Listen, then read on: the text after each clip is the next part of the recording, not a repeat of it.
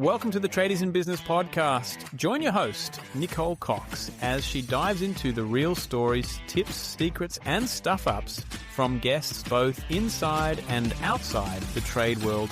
Nick is here to help you break free from the grind, reduce money stress, and build a trade business that truly works for you. So grab a brew, put your phone on silent, and get ready to be inspired. Hello, listeners. Welcome back to another episode of the Tradies in Business podcast. You already know all of this because you would have read the title before you jumped into the recording. I do have another special guest with us today, and we've had a really good chat prior to starting, which is one of my favorite things to do, actually, is to meet everybody before we start recording. And maybe we don't give them enough information about the fact that we're actually going to record today. So I've kind of thrown Ian under the bus. And he's going to be joining us without being prepared, which is the very best way for you to be listening to a guest. Ian Cooper, thank you so much for joining me today. Thank you so much for having me. It's an absolute pleasure. Now, Ian, we've got some really interesting stuff to talk about today. We're talking about AI and the space that it is beginning to infiltrate within the trades, but that's not where your journey started. You were just telling me a little bit about your time at school. How did you get into the whole trade space, Ian? Yeah, it's a very good question. My grandfather is a boilermaker by trade, and my dad is a fitter machinist. So naturally, when I was born, I just had a spanner in my hand. Poor mum. That's what he says anyway. But yeah, no, I saw them and I thought, wow, I really enjoy doing things with my hands. Mhm. In the younger years of my life, my mum had a scrap metal business. Cool. And so I would always go through and either like build a go-kart or pull lawnmowers apart, Mhm. and put them back together. And if I couldn't, there would always be another one tomorrow. Mm. It was quite good that mom had that business. So shout out to mom. But no, that's sort of where it started. And then going through school, I wasn't like I didn't have the literacy of probably some of my peers. So in year six, my literacy was a year one level. Uh, Wow. and I actually went to like a speech pathologist for 4 years and it was quite tough. So doing that and then going into high school, one of my best friends was like, oh, hey, I'm going to a trade school for year 11, 12. And I was like, Mhm. what the hell's a trade school? And so I'm like, mate, you can't leave me here. You know what I mean? Like, where are you going? And he explained it to me. What he explained is over the years of year 11 and 12, you can complete not only your HSC, but the first year of your apprenticeship. Mhm. Mm. Mate, this is gold. And as a bit of cream, a certificate 3 in finance. So Oh, I thought, nice. okay, yeah, it was pretty good. It was like a good little package, to be honest. So yeah, I looked at that and I thought, oh wow, let's look at that a little bit more, Mhm. which I did, and I sort of got all the information together, and I presented it to my dad, and he didn't go for it. He's like, "No, I want you to finish year 12. This is not for you." And I'm like, "Yeah, but I want to be a fitter like you, Dad." And he goes, "No, no, finish year 12." But oh, great, okay. And the beautiful thing about divorced parents, I went to my mom and I'm like, "Hey, mom, like, hey, mom, this whole trade school thing, like, have you heard about it?" She goes, "No, I haven't." And it took a while to finesse mum into it. And so for the first term of year 11, I was still at the old school. Yeah. But mum said, no, it's not for you. Let's pull you out. Yeah. And that going to trade school was like most definitely the best thing I've ever done to date. Yeah. Um, because not only you didn't have to go to school Monday to Friday, you know what Mm. I mean? It was one day at TAFE and then one day paid work, which was exceptional. And then obviously 3 days to hit that Cert 3 in finance and every other component for your HSC. Um, yeah, so I did that, and then from there that I actually did my apprenticeship over 3 different trades, which Mhm. is crazy. So the thing I learnt is that with your transcript for metals and engineering, the first year sort of correlates with all the trades like sheet metal work, like being a sheetie, being a boiler banker, and being a fitter. Mhm. So I thought, okay, well, like being a fitter machinist wasn't actually offered at the trade school. And so I thought, okay, well, I'll be a sheetie, do that for 2 years, and then sort of make the switch. And that's what I did. So then I started machining precision components for pharmaceutical companies, which Mhm. I loved it. Mm. But that company sort of closed down over 18 months or at an 18-month period. Mhm. There was like 36 people that had left in 6 weeks. It was a mass exodus. So I thought, okay, well, I was naturally the 37th that had left, right? And I actually left to go to my father's labor hire company Mhm. because he has a labor hire company supplying fitters and electricians in the food and beverage space Yep. here in Sydney. Which it was quite tough because I realize it now and not back then. Having an apprentice on a production line on Mm. coverage is not advantageous No. because, like, it's very tough to justify the value of having like a semi-skilled worker on a production line that could produce $25,000 an hour.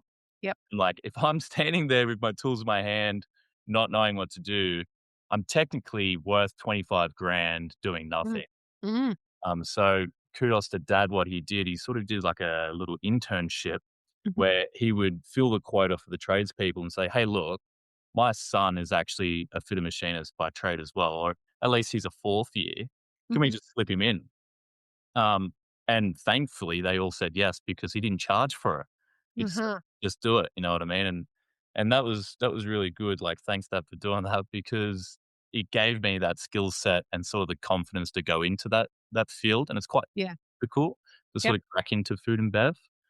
And then once I finished my trade, I was qualified at 19, so I just went 7 days a week. You know, if I could have done 20, I would have. Mhm. Yeah, so qualified at 19 and at 20, I bought my first house from doing that. You know, Wow. yeah, because food and bev is pretty renowned for high incomes, but it's not only that, it's the ability to work 24/7. Yeah. There's a lot of factories that simply don't stop. Yeah, and within dad's business, I went into project management, so managing like installations, relocations, and sort of maintenance shutdowns, which Mhm. was great. And then ultimately we opened a workshop together, which was really cool. I was just pestering him, you know. I think dad, he wouldn't call me by name. He'd call me by this. Just, so what's that, dad? And he goes, hear that? It just never stops. It just never stops. I would pester him about having a workshop or having a company car, like trying to build this business. Yeah. And you know, naturally it was his business, not mine, so he was quite hesitant. But we did open the workshop, and that's where I learned a lot of my initial business, I guess, fundamentals with Mhm. feeding the project pipeline and sort of having work there, not only in the beginning but throughout the entire process. Mhm. There's one thing going from like A to B on a quote to winning the job to installing it, but Mhm. also like getting another job. So I was doing everything, and Yep. it was super tough to have that ability to be in every single place. Um, and so doing that, and also being in the midst of having COVID, Yep.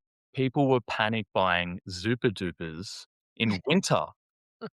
In Yeah. winter, you know, not only toilet paper but Zupa Dupas. It was Yep. Yep. insane. So I was literally working 9 days a week. Like, I would be Yeah. doing my 8-hour shift, 6 till 2, maybe fabricating in the afternoons and or doing a double shift. You know, because it Wow. is simply not enough tradespeople in the industry. Mhm. And one of my passion projects and something we might touch on today is like the massive trade deficit in the industry. Mm. It's insane. So I've got some stats we might pull in later, Mm. but it broke me. So with that, I decided to make a plan to move to Europe, Mhm. and I did that in 2022. In the midst of COVID, that was also Yeah. quite That tough. was a good time, wasn't it? But I moved to Germany, and in Germany, they've got quite a good culture around going to university and sort of that tertiary education and that support. And I was like, why is everyone going to uni? This is crazy. The reason being is that it's government subsidized. Right. It's quite cheap to Yep. go to university in Germany, at least, Yep. because it's subsidized. I thought, wow, you know, people going to uni here in Australia, they're spending 60, 80, 100, whatever it may be, to do their Absolutely. course with maybe not even guarantee of getting a job on the other end of it. Right. You know, and obviously coming from the space of being a tradesperson, you're on the job day one, mate. You know what I mean? Mhm. You know what you're in Right. for the next 30, 40 years. That's It's not right. like you're training for 3 to 5 and you finally get into it and go, "Bloody Mm. hell, what have I been doing?" You're in it straight away. And so, yeah, I thought about going. Like, I met an Australian guy that was doing mechanical engineering. That was sort of the field I wanted to get into. And I thought, mate, like, how are you doing this? He goes, it's easy. We're Australian. I thought, what? He goes, you can just fly over, apply for it. We've got this agreement, Schengen area sort of stuff. And I'm like, how much is it costing you? He goes, $22,000. I'm like, what? He goes, accommodation included. I'm like, this is not this is not right. That's amazing. Accommodation subsidized, right? Wow. So, yeah, yeah, even for Australians, and I was very, very tempted to do it. Mm, But, sort of having that insecurity of my literacy level and everything else, I thought, "Oh, okay, well, maybe it's not for me." And also, mm, I wanted to not spend 4 years at university personally. mm, So I remember one day I was laying in bed in Germany, and the way their roofs sort of work, there's like windows on the roofs. mhm. And I was laying there looking through the roof at the sky, and it was the middle of winter, the clouds were super low. It was 9:30 in the morning, dark as. And I remember laying there going, it was the weirdest thought. It was like, there's millionaires and billionaires building businesses here in Europe with this weather. Like, I can't even get out of bed, mate, at 9:30 on a friggin' Wednesday or whatever it was. How the hell are people building these businesses? And so in that moment, I was like, even being an Australian and having the weather on our side, like, there's literally no excuse Yeah. not to give it a red hot crack. Mhm. The old saying is Australia's littered in gold. You've just got to bend over and pick it up. True. So I thought, well, let's. This chapter of my book had shut in that moment. I was like, Mhm. Europe is it's amazing, but it's not where it's going to be. Mhm. And so I moved back to Australia. And having like mortgages at the time, interest rates were going through the roof. Yeah. I bought my properties at like 3.2%. They went up to 7.8. Mm. And Painful. I was still paying P&I while I was Yep. over there. And I didn't have a job the entire time because, I was just saving up and whatever else. Yep. But the interest rates were killing me. So I decided to come back and sort of get back on my feet. And I thought, all right, I got to start a business. Like, what's Mm. hot at the moment? So I started an ice bath business. Aha! Perfect timing. Yeah, well, there you go. Like, ice baths were running hot, and there wasn't many competitors in the market. And so I thought I could probably build these things. You know what I mean? I'm pretty good with my hands. It's Yeah. build bath. Let's do it. Ended up importing them from China. Uh-huh. And I remember I went to a seminar, and this one lady goes, "Put your hand up if you have an importing business." All right, I put my hand up, bit embarrassing, whatever. And then she goes, "Keep your hand up if your supplier from overseas decided to stop supplying you. Would you be, you know, sufficient? Could you still survive? Would your business crumble?" And my hand promptly went down. I thought, "Fuck, Mhm. no, this is not. All right. There's a massive kink in the chain here, and this is yet again not it." Mhm. So I sold that business for like pennies to the dollar. I basically just broke even. Mhm. But from there, I was like, "Oh god, what am I going to do? What am I going to do?" And at the time, I was renting by myself, and rent wasn't cheap. I was actually living in a house from 1892 or something. So the Mhm. house was 130 years old. I had 2 properties. It was just I was crumbling, right? And I had to work 7 days a week. And yes, the capacity was to work. The capacity was there, but, I was being fatigued and it was impacting every relationship within my life. Course. So I thought something has to change, and so I sold one of my houses. Mhm. Funnily enough, mum actually was living in one of those Oh, houses. no. Poor mum. Yeah, poor mum, but, she understands, so I took the proceeds from that and started my current business. Wow. That's a There you heck of go. a journey. There's the elevator pitch for you. I love it. Well, certainly your negotiating skills have been fine-tuned between mum and dad. How have they showed up for you? Because thinking about what you're doing, I can imagine you've had to have some big conversations, Ian. Yeah, I mean, there's 2 types of conversations you can have. They're either, have them or not have them, and Yes. sometimes you decide not to because it may Yeah. be easier. But, no, look, my parents show up in different ways, and it's just super supportive and important to have those dynamics because Yes. fundamentally my parents are very different people, hence why they're not together. Mhm. But no, their support is being cherished throughout my journey, and It's it's amazing. tough. It's tough, Yeah. you Yeah, know. So absolutely. I think the biggest support comes from yourself, to be honest. Well, yes, you're a young man to have already figured that out, Ian. Yeah, I've lived 1,000 lives. It sounds like it. All right, I want to talk about this deficit that you kind of found. So a skill deficit. And I don't disagree with you on this. I've spent quite a bit of time as a business owner dealing with skilled carpenters that come in to fill a role and are lacking an awful lot of skills, or Yep. they have a different version of what I would call being skilled. So, for example, they can't complete the works to the level that I require. And I think a Yep. large part of that is coming through the neglect that I believe is often shown to apprentices. Mhm. So are you finding the same in the kind of industry that you have been in, and is that where this started for you? Most definitely. I don't think it was a belief that I've had. It's an experience that I've had Mm. with being on the tools for a decade. My average colleague age was 50 plus. Mhm. You know what I mean? Being in your young 20s and not having someone you can bounce off, it was quite tough.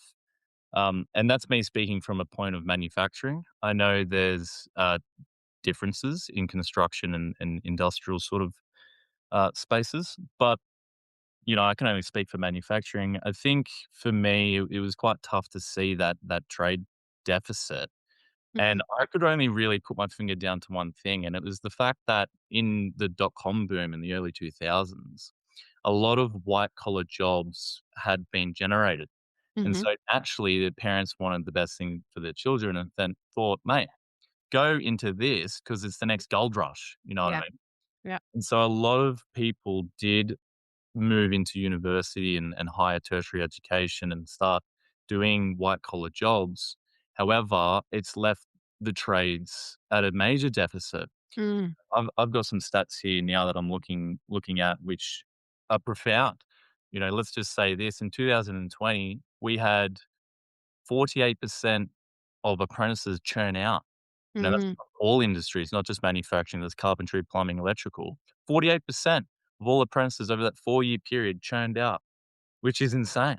Yeah. So, not only do we have a problem trying to capture apprentices, but now we've got a problem of actually trying to retain them. Mhm. Hard numbers, 48%. It's insane. Um, just to put that into perspective, throughout those 4 years, from the peak of 2020, 2021, there was 427,000 apprentices, and that has fallen to about 220,000 in 2025. Our trade pipeline is shrinking. It's not growing. Mhm. Massive. Why do you think that is, Ian? Look, I think advertising could be a main point here. I think funding as well. Like, I think a lot of your listeners would come from a perspective of understanding that there is no government subsidy when it comes to apprentices and or minimal. Mhm. Like there's no hiding the fact that an apprentice is a semi-skilled worker, right? Yep. That's why they're doing an apprenticeship, right? That's why we've all done an apprenticeship because we wanted to become skilled at the craft that we wanted to do, right? Mhm. Mhm. So if there's no support on our end as an apprentice, hence the churn of 48%, but also no support from the employer with Mhm. government subsidies, why would you hire an apprentice? Mm. They're not skilled, they're hanging around, they're a liability, frankly. Mhm. And so if we have a growing trade deficit with no older tradespeople being either a master craftsman or whatever they may be to Mhm. onboard and train these new apprentices, then who's going to do it? Mm. We've predominantly shot ourselves in the foot. Yep. I think some of that financial pressure really plays into it as well, Ian. I think, Yeah. when you're a business owner, particularly of a small well, it doesn't matter what kind of business, when you're running at a loss or you're running with very skinny margins, it's very hard to create the time and the capacity for you to spend with an apprentice. And so Mm. often I see, and this even comes from judging the HIA apprenticeship awards, talking to these kids, they're not getting the support from their employers, not necessarily because the employer has gone into it with ill intentions. It's because they're under so much pressure themselves. There's They're such wearing so many support. hats. Exactly. You know Exactly. what I mean? Yep. Makes it really, really challenging. The problem is that's showing up then. We're getting people that, oh gosh, I had a conversation with a teacher on the Mm, weekend who isn't a teacher yet. She's not yet qualified. She's been escalated so that in her third year of university, or perhaps it's her fourth, she can go and take a class and do everything that she would do if she had finished her university degree. That's how short we are in so many of the industries in Australia. And I yeah, think part of that is because of the things we're talking about today. And then I also think part of it is similar to what you referenced earlier. There are so many other industries that are cropping up nowadays. There is so many other ways to make money that gives the appearance of being easier. AI mm, is a classic example. Drop mm, shipping, thinking about anything that the kids are doing, the ones that we actually want to filter through to an apprenticeship. From a kid's point of view, why on earth would you want to go and get hot and sweaty or freezing cold, breaking your fingernails, your hands chapping? Like it can be a very hard job to do, and there's not an amazing incentive to do so. The wages really haven't grown in capacity in a way that feels attractive to a young person. I think we're dealing with all of this in the one time frame. It's a very challenging time for business owners of all sizes. yeah. I mean, I don't know if your question is rhetorical, but I'm more than happy to answer it. Like, it's Please. quite difficult to see that the, the Australian population has grown, yet there's such a trade deficit. Mm, You know what I mean? I haven't dove into the numbers for university because that's not my niche. But like, I've got some here. In 1995, the population was 18.1 million people, mhm, you know? And now in 2025, it's 27.6. mm, But in the industry for manufacturing, right, we've dipped from 1.1 million people in industry in 1995 to 880,000 in 25. it's mind blowing, isn't it? Even though the population's gone up by millions, Yeah, we've dropped people, yeah, totally, you know? totally. All right, thinking about your time on the tools, when was it that you really started to realize that the trade space was heading for that serious skill shortage? Um, that's a very good question. Well, being working for a labor hire company and being contracted out to a multitude of different factories, I've worked across 30 different food and bev factories in Sydney alone. Mm, I would come across other trades, mm, and they're working there full time and whatever else, and other contract companies as well. There was no people my age. Like, yeah. so I became very skilled in communicating to older tradespeople Yep. because I couldn't talk like this and whatever, bruh, you know what I mean, to these younger guys Yep. because they just weren't there. Yeah. So, suffering ageism may have its perks, but you can definitely see in industry, if you are in industry, that Yep. there is a massive deficit. Mm, And the willingness to put on new apprentices is just not there because the liability is huge. mhm, Um, and so just being on the tools, sorry, and having minimal trades and also older guys that don't wanna talk to the younger guy. mhm, I do remember specifically that this one electrician came in on site. He was a subcontractor. He was probably mid-30 and he was Irish. mhm. And this guy was great, mate. Like, he was amazing on the tools. And, I got the opportunity to go on a breakdown with him, and I said, "George, what are you doing?" And he goes, "Look at this. Look at this." He pulled out this bloody Chat GPT. And I'm like, "What's this GP tat Delala?" And he goes, "Mate, look at this. You take a photo of the nameplate of the machine Yeah. and just ask for the manual." I said, "What Yes. does that mean?" Yeah. But then, sure enough, the manual pops up for the piece of equipment, and then once that's into the chat, you can query that data. And he goes, Mhm, "I'm having this fault. What do you recommend we should do, and/or where can I find that resource in the booklet?" mhm, And he was fault finding faster than I had ever seen anyone do. So that was my first exposure to sort of AI and younger trades bringing that into the industry. And I thought, what can I do with this? So naturally he went off to another site, blah, blah, blah. But I was left there and I downloaded ChatGPT. And I thought, all right, let's get the user manual or the equipment SOP and put it into this thing. mhm, And I was querying it, and sure enough, like what we now know is a knowledge worker. I was a knowledge worker. So it would come up with 10 suggestions. I think 7 are null and void, and then Mhm. 3 were gold. And Mm. so I thought, okay, well, that's 30% strike rate. Mhm. You know, I'm bringing in the knowledge of the people who built this machine, and so I don't need necessarily other tradespeople or master crafts people who are, mass retiring Mhm. to give me insights to this piece of equipment. And so that started the ball rolling on my current business where you're sort of looking at integrating LLMs and different AI systems to query data to Yep. then reason over and say, okay, well, if this is your current fault, we've had that previously, and this is what we suggest you should do. Mhm. And then from that, if it doesn't work, being a knowledge worker and a skilled tradesperson, you then input the data of what you've done and it Yep. trains the model. Like, this is just insane. Yeah. Um, so yeah, if that answers your question. Let's talk about AI then, the place it has and what you're doing with it. Like you've come up with a fantastic solution here, WorkX.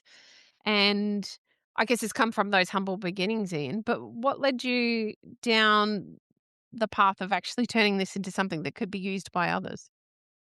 Yeah, so I remember at work, a lot of people were doing fishbone analysis. Um, Mhm. Fishbone, what is fish? You put a fish up. It's so basic, tradesman. I love it. You put a fish up on the whiteboard, and it's got bones, and basically the backbone of the fish is the root cause, Mhm. and every single spine is a potential, reason for that cause. Yep. And so I thought, "Bugger this, I'm gonna put it into ChatGPT." So I uploaded the manual, I did this, I did that, and, I just was spitting out, potential causes and things like that, and they went, "Mate, what is going on here? Like, you're a weapon." I said, "I'm not a weapon, this thing's a weapon." Doing safe work method statements, predominantly producing the steps to do that. It was exceptional at doing that, especially if you trained the model. Yep. And so I was on the end of a foghorn, mate, going, "Guys, look at this thing. It's insane." But understanding tradespeople fundamentally, they didn't want to have an app with a chat that you could ask it absolutely anything. And, naturally tradespeople are going to ask it anything. And Yeah. so where that's led me in WorkX is understanding how can we now have employment enrichment, like Mhm. enriching the process of the employee through the use of AI and LLMs. Mhm. Um, and I didn't coin that. I did that on a Microsoft fundamentals course. Mhm. They were saying AI isn't there to replace people. It's Yep. there to enrich the fundamentals of their tasks and jobs. And so I started using it everywhere in my business, Mhm. predominantly being a copywriter because of my literacy deficit. Yeah, yeah. I don't even know how to spell entrepreneur, to be honest. You don't have to. Yeah, it's just, IANCOOPER, that's all I know. But, yeah, no, so I went from there and I just sort of soft pitched it everywhere I went, and I had that capability of going from site to site. So my soft pitch was getting in, like, really strong, Yep. and I was getting into a position where I was having meetings with the CFO of Wow. particular, companies. I'm not gonna name them, but Yep. they loved the idea, but there was just no proof of concept. Mhm.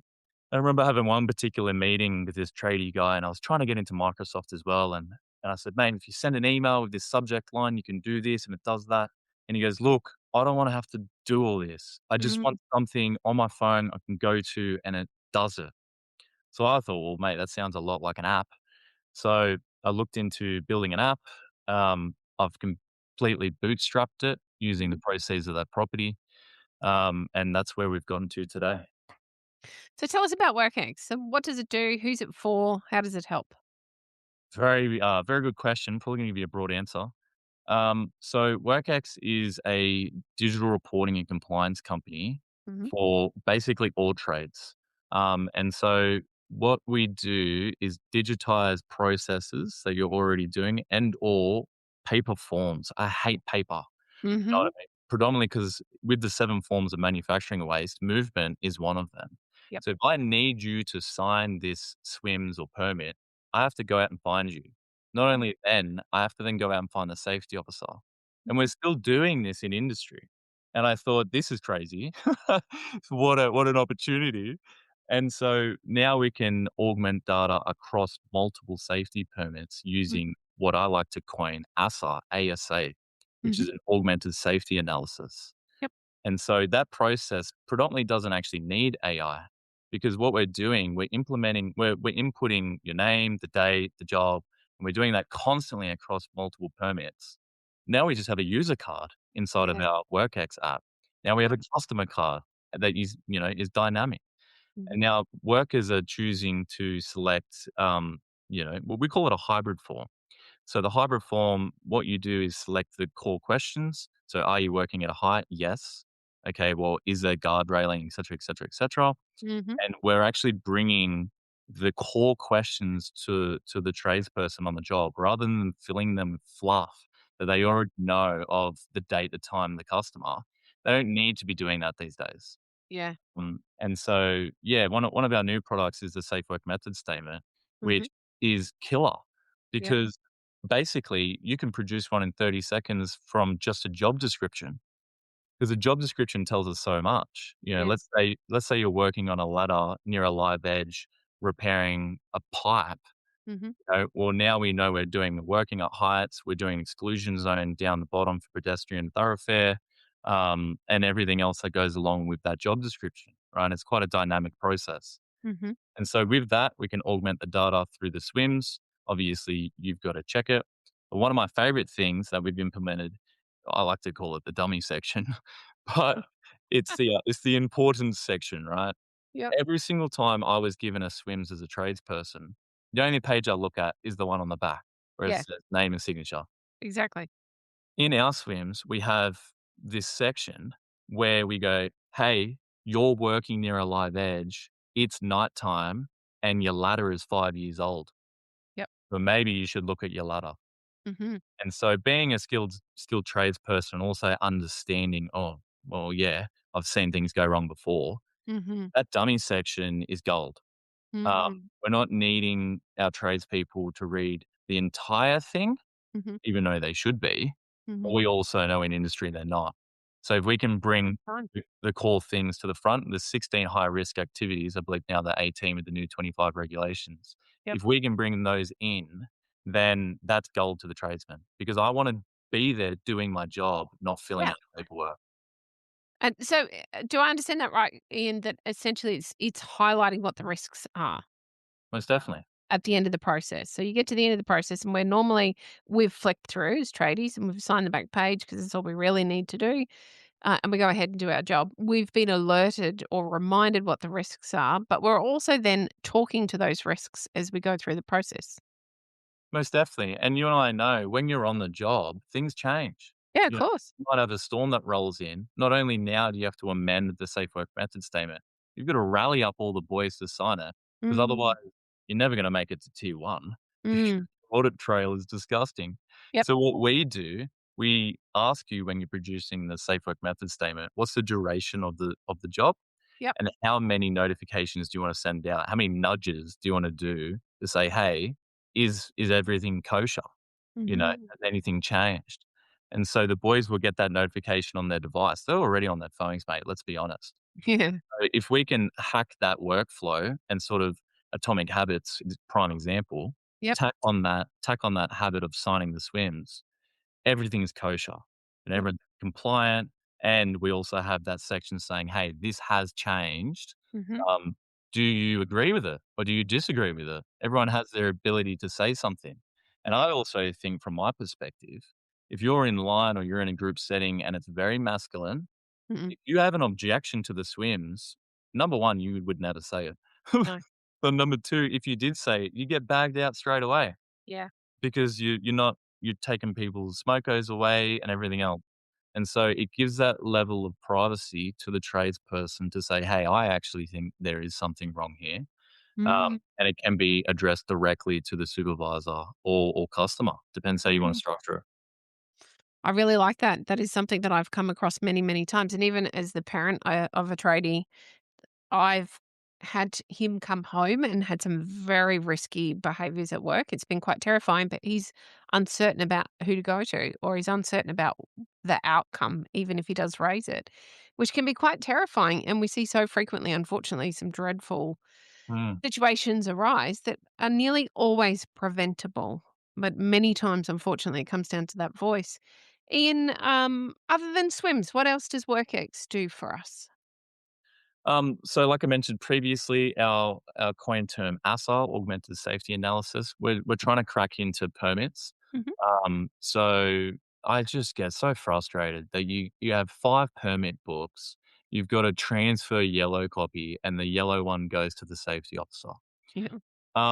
It's wild. It's the Wild West. Like, it's insane. And so what we're doing, like I mentioned, is augmenting the core data across all high risk forms. And so let's say we're doing a hot work permit. Hmm. If it's saying, okay, is there a fire extinguisher 2 meters from the job? We now have the ability to take a photo of the job and show that there's a fire extinguisher, which protects the PCBU. Because Hmm. I always know if you're down there on the job and there is a fire, which, mind you, I've definitely done that being a welder, um, you're going to be pinned because you're the one that didn't have the fire extinguisher. Whereas if you can protect yourself saying, hey, mate, on my form, I've actually shown that there is a fire extinguisher and it is here, Hmm. et cetera, you protect yourself. And furthermore, having geolocation functions into our app. Are you familiar with what geolocation is? Yeah, love it. Yep.